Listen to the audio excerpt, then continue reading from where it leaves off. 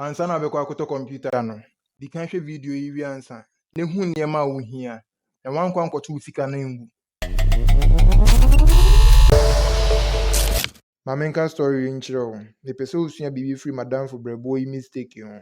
Madamfo kwaku medical last 2 days na ɔsɛ ɔkɔtɔ computer aba fie abɛbɔ game. Ɔkɔɔ shop ɛna mo yi i7 laptop wei a UD akyerɛ maa no. A ne RAM yɛ 16 gig. Because ɛyɛ i7 ni nti, ɔdwen sɛ ɛno ano no. Ɔde baa fie, ɔde bɔ game a ayɛ sɛ akyekyedeɛ a wɔkɔ mirika. Adeɛ na onim ne sɛ games depend more on graphics card sene processor na n'ani bere sɛ ɛno ne N or B on. Yɛna no onim ne sɛ processor type wei na hoɔden na ɛkuta no no yɛanyɛ for gaming.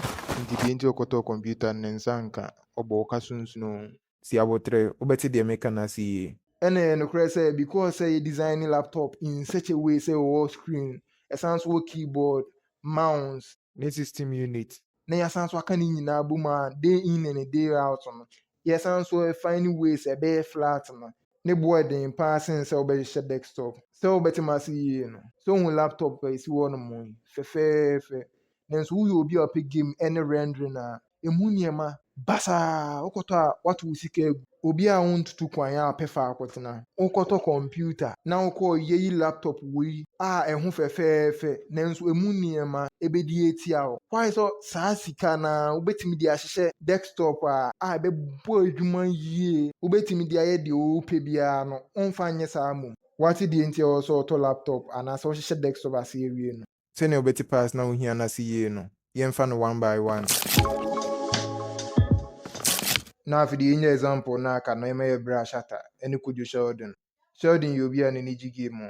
Ɔsan so yɛ video editing. Na owie a wasan so ayɛ toys videos nso kakra. Wongyina ha no ma yɛ. Ɛne yɛ berɛ a Shatta nso deɛ n'ani gye ho paa ne sɛ ɔbɛuse audio softwares. Owie a na wayɛ ne browsing kakra. Na ɔde Microsoft Word anaa Excel nso adi ne dwuma a ɔwɔ sɛ ɔde gye biara. Ɔno deɛ game sɛ monyɛ ne lie. Nti deɛ ɔde computer no yɛ ne sɛ ɔde hwɛ movies. Na ɔsan so de tie ne nnwom na ɔno ɛkɔ no. Ɔno nso nyina ha no ma me. Computer na wohu sɛ esi hɔ nom fɛfɛɛfɛ. Sɛ laptop o, desktop o, n'adwene ne control no ɛne processor no. Yɛwɔ companies mmienu a create saa processor yi. Baako ne Intel na baako no aka no nso ne AMD. So wate Intel Core i3, i5, i7, i9, Pentium, Xeon, Celeron, ne nyinaa yɛ Intel foɔ dea. Ɛna te sɛ Intel foɔ i series no, AMD foɔ nso deɛ ne Ryzen 3, Ryzen 5, 7, ɛne 9 no. Ɔmo san so wɔ different types of processors bebree wɔ hɔnom. Nti wo machine no, anyɛ Intel processor ne de mu a ne yɛ AMD. Ɛna the more a nɔma na ɛtoa I anaasɛ Ryzen na ɛrekɔ n'anim no, na ɛpa akyerɛ the more a processor no nso wɔ n'anim. Nti i5 ɛwɔ n'anim sene i3, ɛna i7 no nso ɛwɔ n'anim sene i5. Saa nso na i9 no nso wɔ n'anim sene i7 no. Saa na aba AMD foɔ no nso hɔnom a Ryzen no nso teɛ. Wate wei ase awie no, ma menkyerɛ sɛ biara bɛkyɛke processor ne generation no nso. Video ne kɔ n'anim no, wobɛte deɛ nti a mekyerɛ wei ase yie. Yɛmfa i7 wei nyɛ example. So wo numbers na ɛdi akyire no, wokan firi akyire ba anim a ɛyɛ 5 numbers. Saa 5 numbers no 11 na ɛdi anim, meaning sɛ ɛyɛ 11 generation nie. Yɛmfa i5 processor wei nso yɛ example. Wokan firi akyire ɛba anim a wokan numbers na ɛyɛ 4 ɛna 4 ɛdi anim, meaning sɛ 4th generation processor nie. So wohu processor wei, wo nso check it na twerɛ comment section wɔ no mo.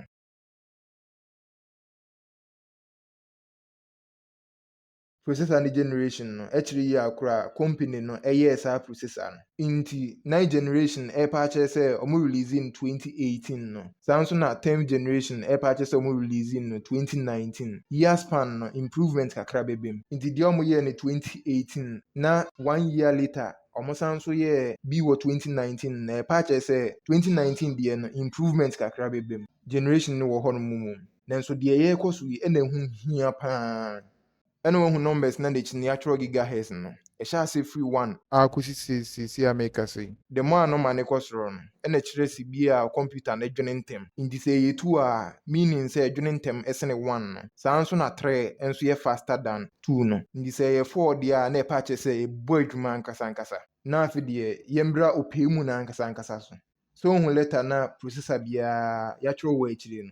Ɛno na ɛwɔ sɛ wohwɛ ne yie ankasa. Ebi te sɛ H, Gen1, Gen7, Y, U, ne nyinaa wɔ asekyerɛ. Nti hwɛ ne yie ansa na watɔ sɛ you a na ɛpa kyɛ sɛ ntwe power kɛse the laptop a ne processor wodi akyire no battery no ho ɛden ɛno nti na ɔmoyɛ ma obi a ɔuse computer te sɛ Shatter nti te sɛ Sheldon a ɔpɛ game ne video editing ɛne high performance nneɛma no deɛ ɛnyɛ ma no sɛ wayɛ ne di akyire a ayɛ sɛ you ne Pro Max sɛ laptop a battery no ho ɛden ankasa nti obi a ɔuse computer te sɛ Shatter use a n'ani bɛgye ankasa nti wei deɛ obi a ɔpɛ performance nneɛma te sɛ Sheldon ɛnyɛ ma no koraa ɛna G series no nso the more number no ɛrekɔ n'anim from 1 to 7 no ɛna ɛkyerɛ graphics card no kɛseɛ nti 7 no ɛwɔ soro sene 1 no nti wei mu nyinaa kɔma Shatter yɛnkɔ H ne deɛ aka no so processors wei mu no ɛbɔ adwuma paa gye sɛ wouse wɔ laptop mu a ɔmo battery ho na ɛnyɛ den ɛfiri sɛ ɛtwe power kɛse nti Sheldon na n'ani gye high performance nneɛma bi te sɛ video editing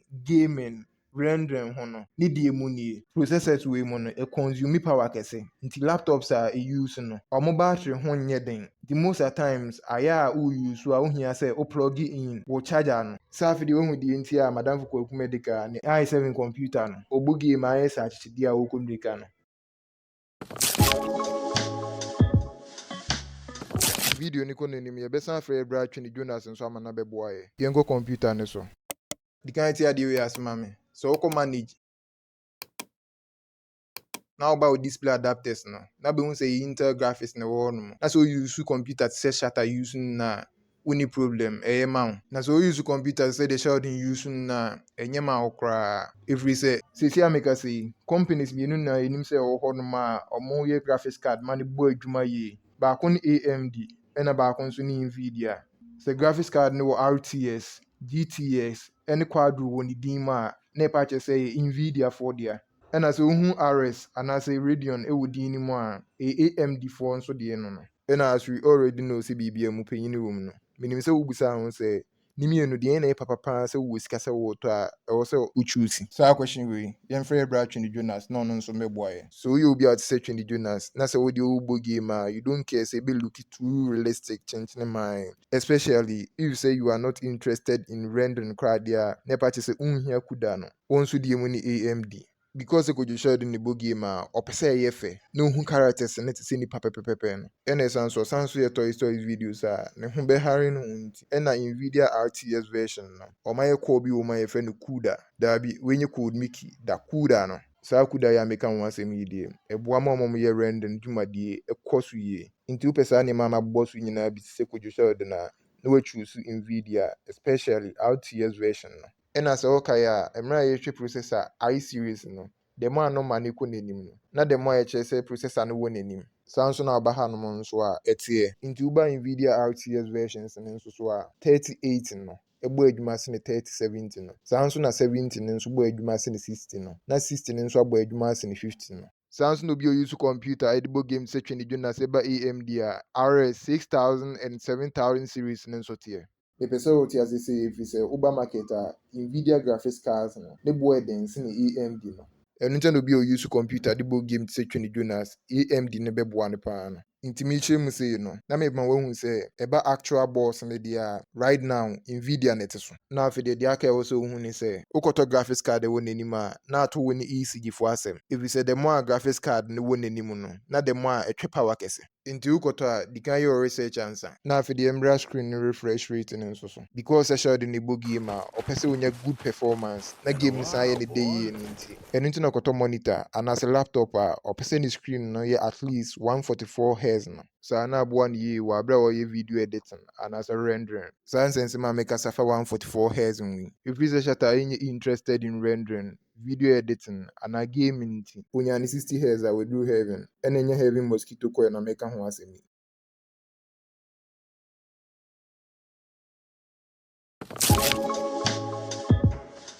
ɛwom sɛ processor no ne computer no adwene nanso ɛntwe biribiara ngu ne tirim ɛno nti na RAM na dodoɔ no anim sɛ yɛfrɛ no memory no ɛwɔ hɔ nom ɛno na store dwumadie a processor no di nyinaa nti sɛ nka ɔyɛ student a ka ɔyɛ last minute learners association president ɛfiri sɛ ɔtumi di baba no yie na ɛte adeɛ wei asoma me te sɛ deɛ wo expect sɛ dwuma a akwadaa 8 years bɛtumi adi no 4 years bɛtumi adi anaasɛ dwuma a 16 years bɛtumi adi no 8 years nso bɛtumi adi no saa nso na wo expect sɛ nneɛma a 8 gig bɛtumi atwe egu ne tirim no 4 gig nso bɛtumi atwe egu ne tirim anaasɛ deɛ 16 gig bɛtumi atwe egu ne tirim no 8 gig anaasɛ 4 gig bɛtumi adi saa adwuma no ɛna yɛni specific RAM size a ɛyɛ ma game biara anaasɛ computer biara na nso sɛ ɛso a ɛno mu yɛ deɛ nti a meka sei ne sɛ new games na ɛba no requirement no kwaa na ɛkɔ soro nti ɛho hia paa sɛ wobɛtwe game a wodi kan hwɛ ne requirement ansa na wakɔ akɔtwe sen sɛ wobɛdwene sɛ as long as sɛ wo use computer deɛ wobɛtumi atwe biribiara